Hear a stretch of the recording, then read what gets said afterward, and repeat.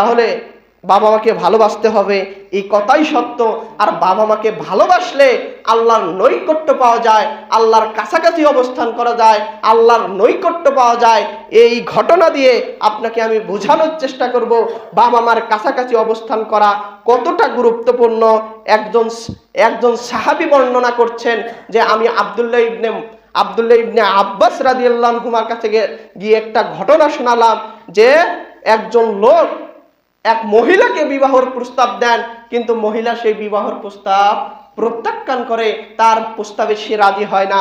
ওই মহিলাকে যখন অন্য একজন পুরুষ বিবাহের প্রস্তাব দেয়, মহিলা সঙ্গে সঙ্গে রাজি হয়ে যায়। প্রথম যে বিবাহের প্রস্তাব দিয়েছিল সে রাগে অগ্নিশর্মা হয়ে ওই মহিলাকে হত্যা করে।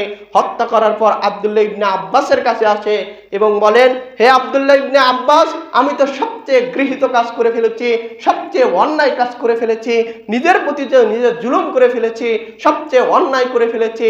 আমি এক মহিলাকে আমি বিবাহ কেন্দ্রিক বিষয় নিয়ে তাকে আমি হত্যা করে ফেলেছি। আমার গুনাহ কি কাফফারা হবে না? আমাকে কি আল্লাহ সুবহানাহু ওয়া তাআলা মাফ করবেন না? আমাকে কি আল্লাহ সুবহানাহু ওয়া তাআলা মাফ করবেন না? তখন আব্দুল্লাহ ইবনে আব্বাস রাদিয়াল্লাহু আনহু তিনি বললেন যে আলাকা ওয়ালিদাইন, তোমার পিতামাতা কি জীবিত আছে? তখন ওই ব্যক্তি বললেন যে না, আমার পিতামাতা জীবিত নাই, আমার পিতামাতা মারা গিয়েছে।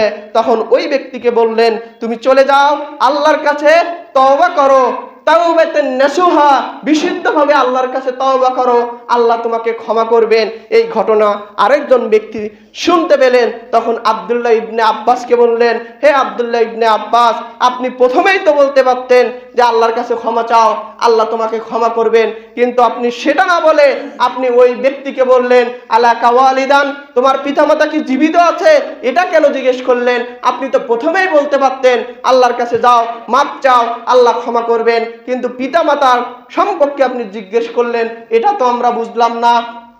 তখন আব্দুল্লাহ ইবনে আব্বাস রাদিয়াল্লাহু আনহু বলতেছেন, পিতামাতা এমনই গুরুত্বপূর্ণ বিষয়, পিতামাতা এমনই দামি বিষয়, যদি পিতামাতার খেদমত করা যায়, তাকে ভালোবাসা যায়, তাকে যদি শ্রদ্ধা করা যায়, আল্লাহর নৈকট্য কাছাকাছি অবস্থান করা যায়, আল্লাহর কাছাকাছি অবস্থান করা যায়। পিতামাতা যদি জীবিত থাকতো, তাকে ভালোবেসে আল্লাহর নৈকট্য সবচেয়ে কাছে অবস্থান করতে পারতো। এজন্যই আমি জিজ্ঞেস করেছি তার পিতামাতা জীবিত আছে কিনা। যেহেতু তার পিতামাতা জীবিত নয়, সেহেতু আল্লাহর কাছে ক্ষমা চাইলে ক্ষমা একটু দেরিতে পাবে। যদি তার পিতামাতা জীবিত থাকতো, তার পিতামাতার খেদমতের মাধ্যমে সে মুহূর্তের মধ্যে ক্ষমা পেয়ে যেত। সুবহানাল্লাহ।